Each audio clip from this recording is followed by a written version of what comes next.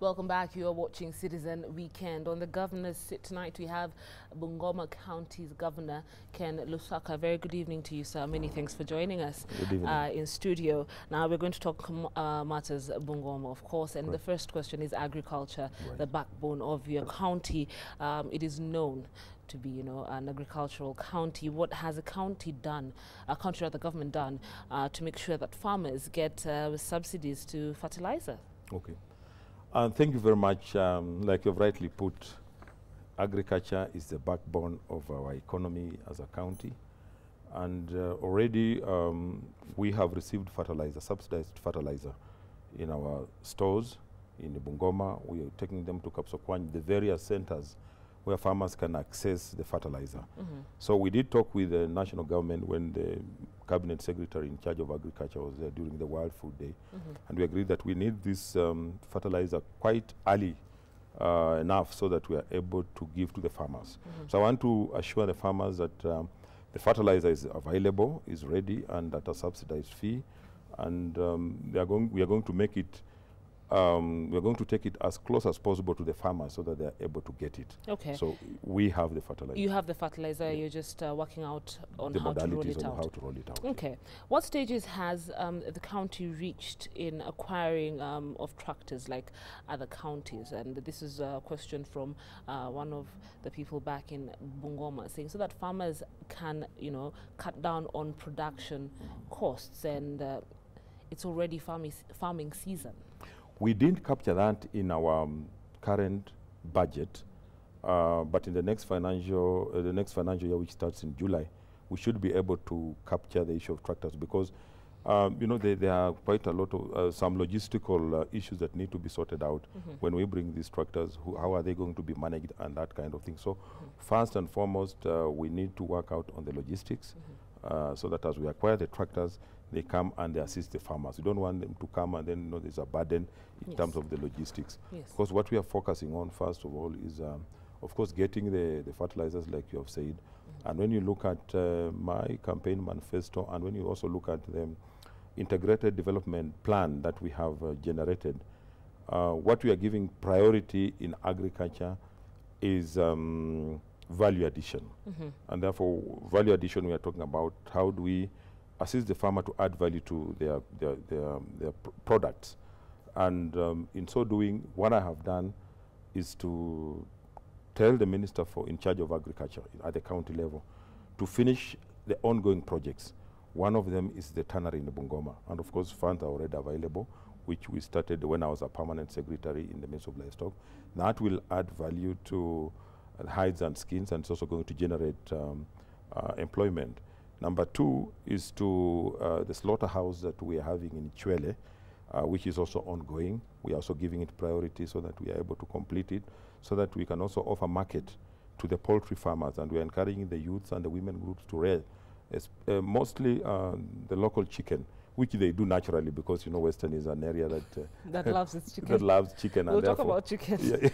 So the value addition, and also we of course, we have already gotten an investor who is willing to put up a maize mill in Tongareni, which is a very rich area in terms of maize production, so that we can also add value to the maize instead of just selling the maize, and that will also be cutting out the middlemen who exploit the farmers. All right. So in terms of value addition and agriculture, I think we are set to go. Okay. Capturing on maize mills and saying that you're setting up one, another question, when is the revival of the factories that are down back in Bungoma? There's a pan paper.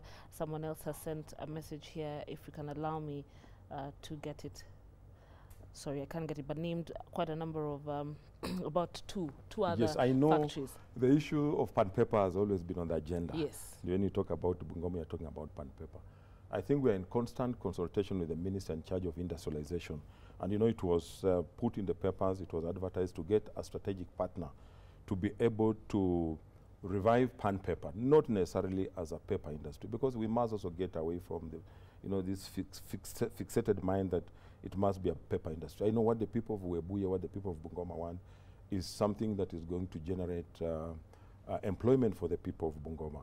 So from our discussions, we are getting a likelihood that, okay, one is saying he may want to revive it, but the government, the national government, must guarantee supply of the raw materials. Those are the trees. Another one says maybe he may want to put up something different. So the discussions are ongoing, and this month we should be able to come to a conclusion, given the bids that have come in, to be able now to say this is what we want to do. So again, I want to reassure the people of Bungoma that something is happening, but it may not be necessarily paper the way we know it, because we look at the various aspects like technology, raw materials, environmental issues. Do we really want to go that direction, or do we want to do something else that will, of course, give back employment? Then there is, of course, Nzoia Sugar Factory, which privatization, we know the COMESA safeguard is ending at the end of this month. So we are also in constant negotiations with the Minister of Agriculture. In fact, last week we discussed with the Cabinet Secretary in charge of Agriculture. We want him to come down so that we have a consultative meeting with all the stakeholders in the sugar industry. Because with that safeguard going by the end of this month, we are going to have an influx of cheap sugar into the country, and that is likely to affect the production of sugar. It's likely to affect not only Nzoia, but all the other sugar factories. So we want to discuss and see how do we cushion the farmer. And as they even do privatization, our argument is, can the county government, for example, take buy the factory in custody, as a custodian for the people of Bungoma County, so that it can hold it in trust, and then when the people of Bungoma County are ready, then we can offload the shares to the farmers. We don't want to go the Mumias way, because you see Mumias now is not owned by the people from that area. So these are the discussions that we want to engage in with the national government, and that nothing should take place without the involvement of the county government. So we are talking. Kitinda is another one. I know there were issues of electricity, Kitinda Dairy. I can assure the people of Bungoma that Kitinda is now performing. Electricity, we paid the bills and is running, although not to the optimum, not to what the levels that we want.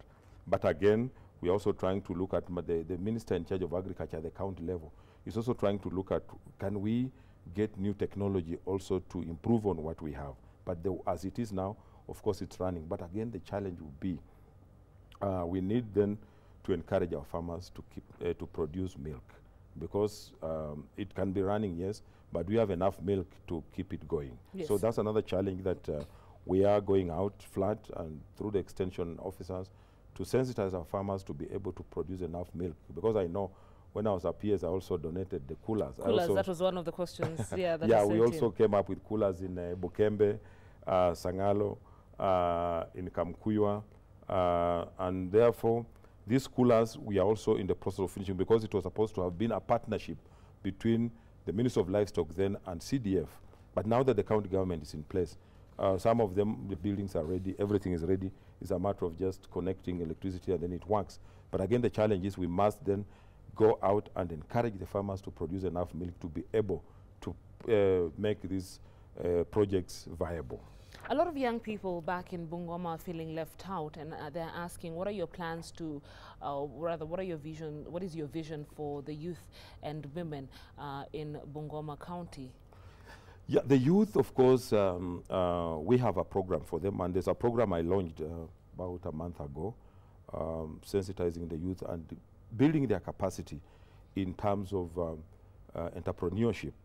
And this, we have covered all the constituencies. The last constituency was last week on Thursday in Bumula.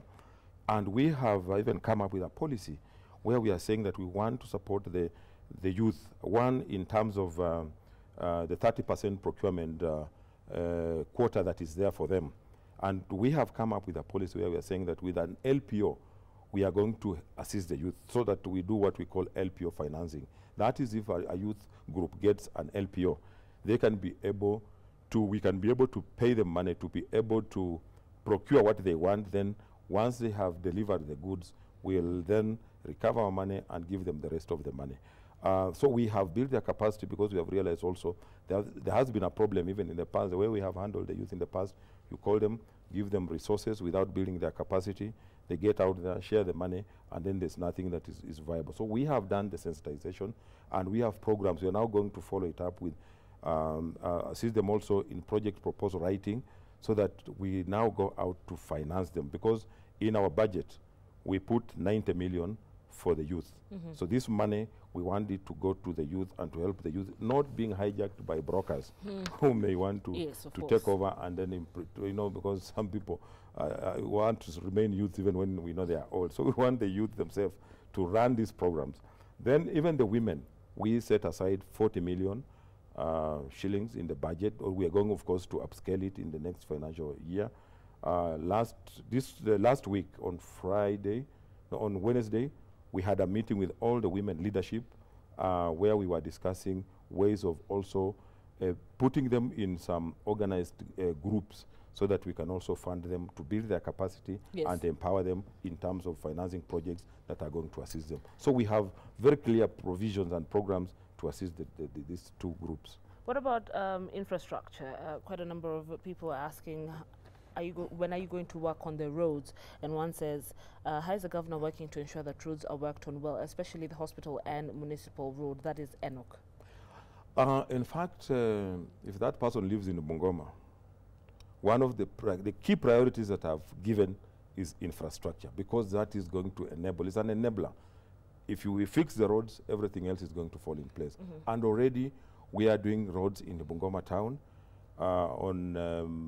Last week, I did launch a program of upgrading roads in Kimilili town. Next week, I'm launching roads to upgrade roads in Webuye. All this is going to cost about 230 million Kenya shillings. Once we are done with the urban areas, because like Bungoma town, that is the face of Bungoma County. Everybody coming to the county must start at the county headquarters. Once we are done that, we are going to roll out, and we are doing a total of 19 roads in the urban areas. Once we are done with that, we are then going to do roads in most of the wards, very key roads that are also going to improve accessibility in the rural areas. And of course, not forgetting the main roads. Of course, the people of Bungoma and Kenyans remember that I made a trip to Malaysia to try and negotiate, get some new technology that is being used now in Malaysia called ProBase, which stabilizes the foundation of the roads and brings it up to the level of tarmac. We visited a road that had been fixed over 14 years, and there was no pothole. Of course, low volume, and that is quite good. So the Malaysians were here last week.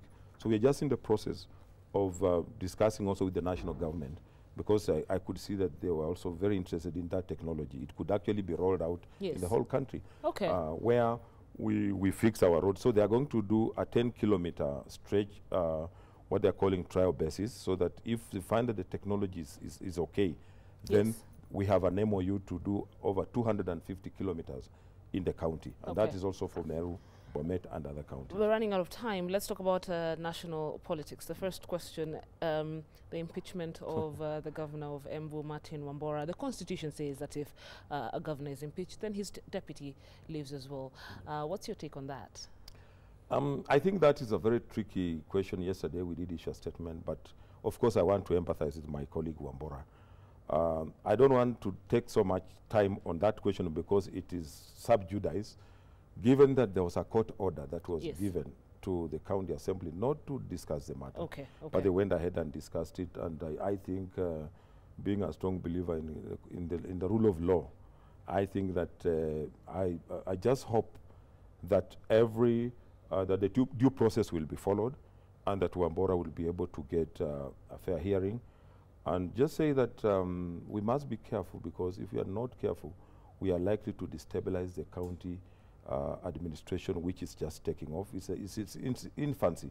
And the kind of problems that the governors are facing, being the first governors, it's like when you are breaking a virgin land. It's not easy. So we must be very careful, otherwise we can easily destabilize the entire system. But I just hope and pray that we'll get a fair hearing, and that we also don't break the law in the process of trying to achieve a certain objective. So I don't want to go in a lot of details, because you're the secretary of the Council of Governors. We are seeing different governors coming up with taxes for goods, products, and a lot of resistance from members of those communities. For example, the Kuku tax, in Kakamega County, that caused a serious uproar. What's your take on that? I think the issue was discussed yesterday in our IBEC meeting, which was chaired by the Deputy President. And we did agree that we need to separate taxes and levies that we charge. But again, these taxes or whichever charge that is coming up is not coming from the blues. It's a whole process. And that's why my appeal to the Kenyans and the people in the counties that when we call, like the budgeting process is now in place, let them attend the forums because the law provides for citizen participation. So that such that anything that they don't want and is being put in the budget, in the finance bill, they should be able to resist it at that level. Yes. But if they call for meetings and you don't turn up, you wait until at the tail end of the whole process. Then you're protesting, you're running all over with leaves on the roads.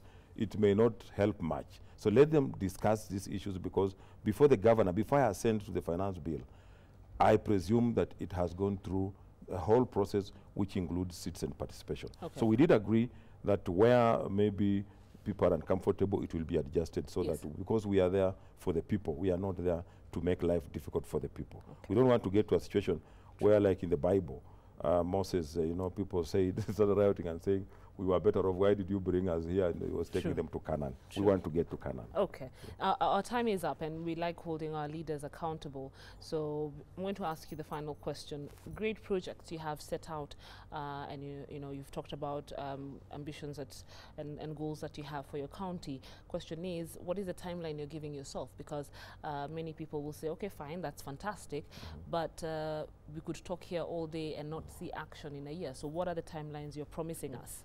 The timelines are very clearly stipulated in my integrated development plan. We have immediate programs that we want to implement, like when we're talking about completing ongoing projects, the tanneries that I've talked about, that should take in the next 3 months, they should be ongoing. Roads may take a bit of time. So we have what we call immediate programs that need implementation. We have mid-term and long-term. So some of this will take, like fixing the roads, of course, obviously. We cannot fix all the roads at a go because that requires heavy investment. Yes. So we are talking about maybe taking the next 3-4 years. Okay. By 5 years, by the end of the first term, most of some roads should be fixed. We have things like value addition projects. That's in the next 1.5 years. All this should be in place. But of course, in towns, we have already fixed things like the street lights, which are already working. These are what we call the low-hanging fruits that people are beginning to benefit, to see and all that. Okay, thank you very much for joining us in studio. Of course, the next time you're here, we'll be holding you accountable for what you have promised the people of Bungoma. Many thanks for coming. We're speaking to Bungoma County Governor Ken Lusaka. Let's move on, and she raised her voice against what was then perceived as a government-sponsored attempt to grab Jivanji Gardens in 1991. While issues about human rights and environment are at the core of Zarina Patel's work, she has also fought personal battles challenging religious and racial discrimination. Today on Strength of a Woman, Anne Mawade brings you the story of Zarina Patel, a granddaughter of the late philanthropist Ali Bahi Mola Jivanji, who donated the Jivanji Gardens for public use. Have a look.